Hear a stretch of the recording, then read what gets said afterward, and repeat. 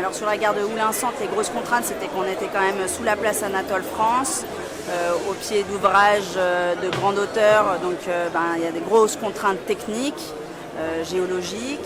C'est 8 années de travail, autant au moment de la conception qu'ensuite au moment des travaux. Donc c'est une grande fierté, c'est beaucoup de bonheur et en plus on trouve le résultat plutôt à la hauteur de nos exigences, donc on est ravis. C'est vraiment une opportunité formidable.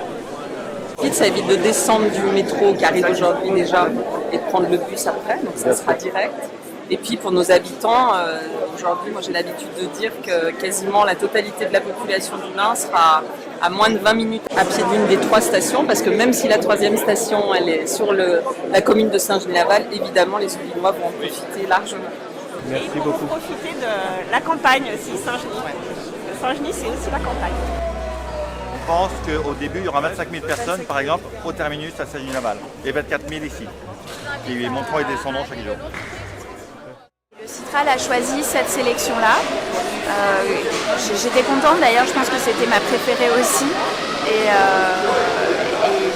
Après, le choix, Marc Ribou disait que la partie la plus difficile du travail de photographe, c'était le choix.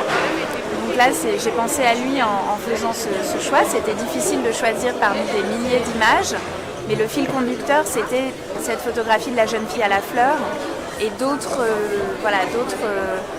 photographies qui évoquent des émotions universelles, des moments de manifestation, de joie, d'indépendance, d'amitié. Et ensuite, j'ai organisé les photographies pour qu'elles se répondent entre elles. Vous habitez toujours Saint-Genis-Laval ? Non, on n'habite plus. D'ailleurs, je crois que la maison où Marc est né a été détruite pour des nouveaux quartiers. Mais c'était une petite maison, je crois, avec un jardin. Marc m'a raconté que c'était toujours là qu'il passait le mois de juin, le mois de mai et juin. Et que quand sa petite sœur, qui avait 3 ans de moins que lui, est née, il s'est collé l'œil contre le trou de serrure de la chambre de sa mère. Et je considère que c'est la première photo qu'il a essayé de faire, parce qu'il voulait voir l'arrivée de sa sœur. Et évidemment, on l'a bousculé, mais il a continué à avoir envie de voir. Du coup, sa première photo, c'était aussi... À Saint-Genis-Laval, voilà. Ce qui va être intéressant, c'est d'être là à 16h, quand les premiers citoyens habitants vont venir essayer le métro. Et je sais qu'il y en a qui vont venir juste pour ça.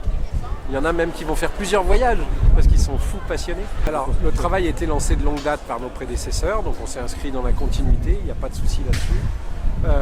Il y a eu quelques moments difficiles quand même, puisqu'on est arrivé en plein Covid, ça a ralenti le chantier. On est arrivé quand même à faire en sorte qu'on ne prenne pas de retard, qu'on rattrape le retard, et ça c'était important. On est dans les délais, et en plus avec le projet tel qu'il était dessiné dès le départ, moi je suis assez content. On a un petit peu bougé le parking relais parce que les écologistes ont mis leurs pattes quand même. Ce qui est bien, c'est que les gens viennent autrement qu'en voiture prendre le métro. Et on a réorganisé surtout le réseau de bus pour que tout le monde puisse venir de toutes les communes voisines en bus directement à la station de métro. Et ça, c'est un travail qui nous est propre et dont je suis assez fier. D'ailleurs, les maires de toutes les communes qui ne sont pas de mon bord politique sont assez contents du travail qu'on a mené de rabattement sur ce pôle multimodal. À bientôt.